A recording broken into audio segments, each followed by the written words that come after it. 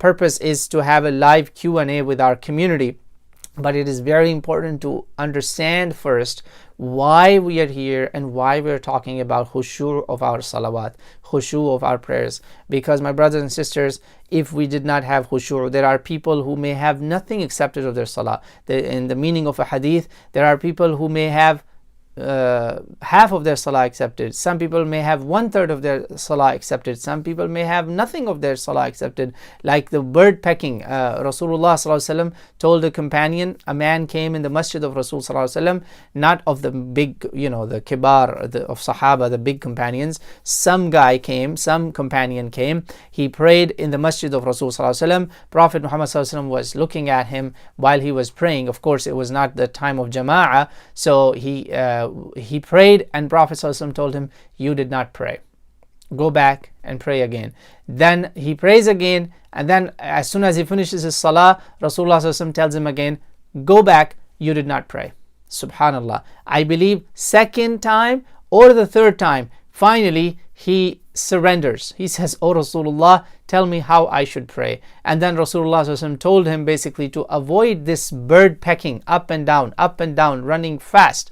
I hope the young ones are listening, adults are listening, moms are listening, dads are listening. It is a problem we all have. In the rush of life, astaghfirullah, even while we are in a lockdown, we still try to rush into salah. We rush getting into the salah, we rush getting out of the salah, and we rush going back to the dunya. Subhanallah, there we take all the time for everything. But subhanallah, when it comes to salah, mashallah, it's like the quickest thing in the world done. La ilaha illallah. And yet the most crucial part of our salah is the mandatory part of our salah, and yet that is the one where we lack khush'oo, we lack sincerity, we lack commitment, we lack concentration, we lack submission to Allah subhanahu wa ta'ala. Remember that description of the Day of Judgment? Allah says, وَخَشَعَتِ الْأَصْوَاتُ لِلرَّحْمَنِ.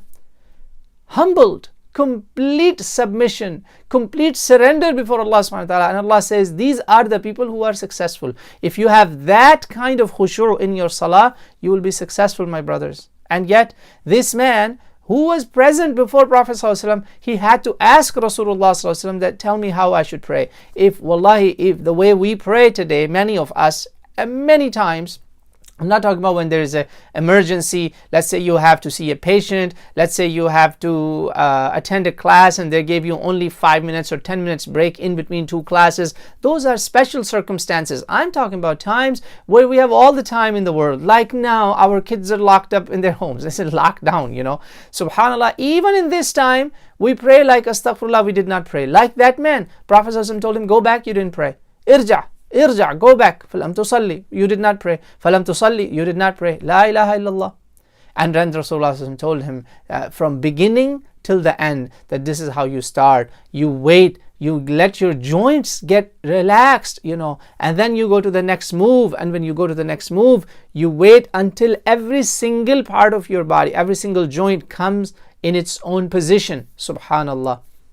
This is part of a khush'oo. This is a portion of the khush'oo. So what we learn here is that if we rush in our salah like a bird pecking, it's called naqara, a bird pecking up and down like a woody woodpecker, like this. This is not salah. This is not a good salah. So number one thing that we need to take away today is that do not make your fards, especially mandatory part of your salah, obligatory part of your salah, which is 17 rak'ah total combined in our 5 prayers in a day from Fajr till Isha. If we end up rushing in those, then we have a problem. Then we may be among those people who have nothing of their salah accepted. And similar applies to any ibadah. If there is no khush'oo, let's say in fasting, Rasulullah ﷺ said, "Kam min sa'imin." How many of those fasting people who have nothing except dhama, except hunger and thirst in their fasting? La samahallah, astaghfirullah. This is a problem, my brothers and sisters. Khush'oo, sincerity, commitment, concentration, and knowing why you're doing it to, what you're doing it for, who you're doing it to, who is it for, It's very important. If we don't have that, my brothers and sisters, then we are missing out. Then we may get nothing out of this. Subhanallah, imagine someone goes to work, gets everything done, but the way they do it, they don't get paid, they get nothing out of this because they really didn't do it. It's like they were not even physically there. I mean, imagine you are in your job, you are working, or you're in your classroom, you're attending a lecture, and subhanallah, or you're in your public school or college or university, and you are there physically, but whatever is being told, you're not listening. Your mind is someplace else. Will you get anything out of that class? You may fail the course. Subhanallah. This